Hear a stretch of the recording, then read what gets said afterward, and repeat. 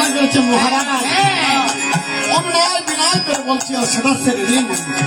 আরে না, তুমি আমার কাছে যত অনুনয় বিনয় করো না কেন, ছাড়বো না।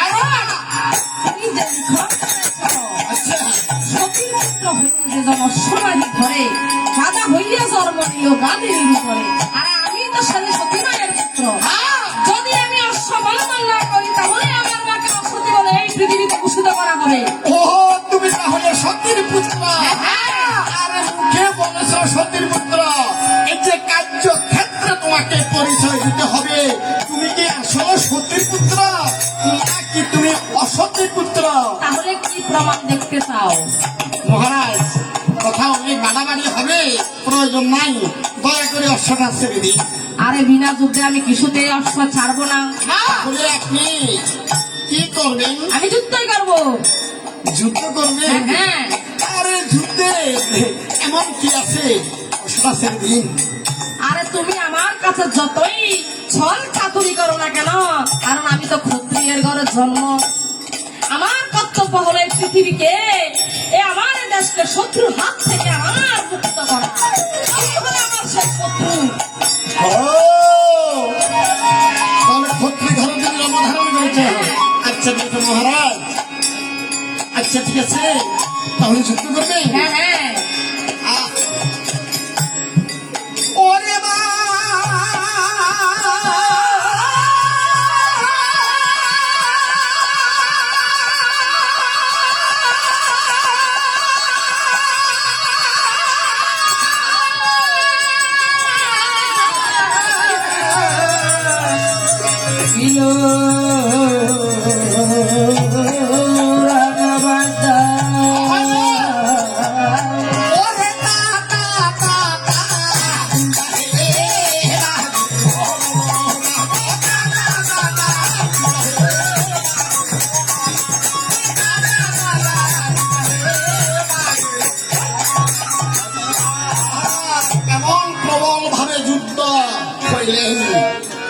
যুদ্ধ করিতে করিতে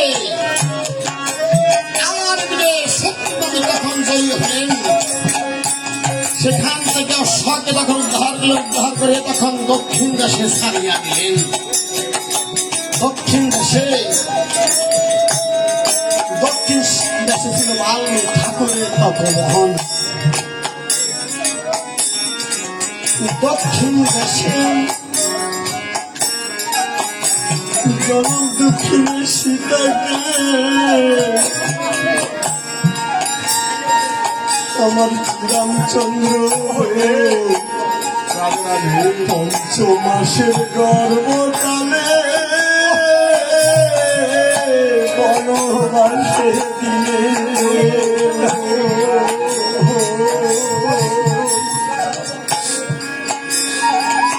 পঞ্চমাসের গালে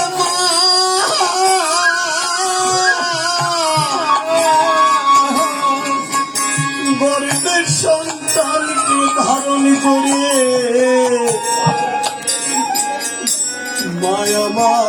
মায়ামার বাল্মীকি ঠাকুরের তপবনে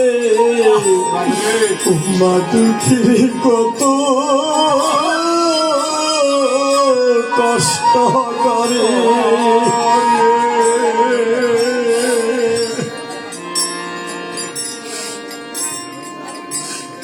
আজকে আমার মা দুঃখিনী সীতা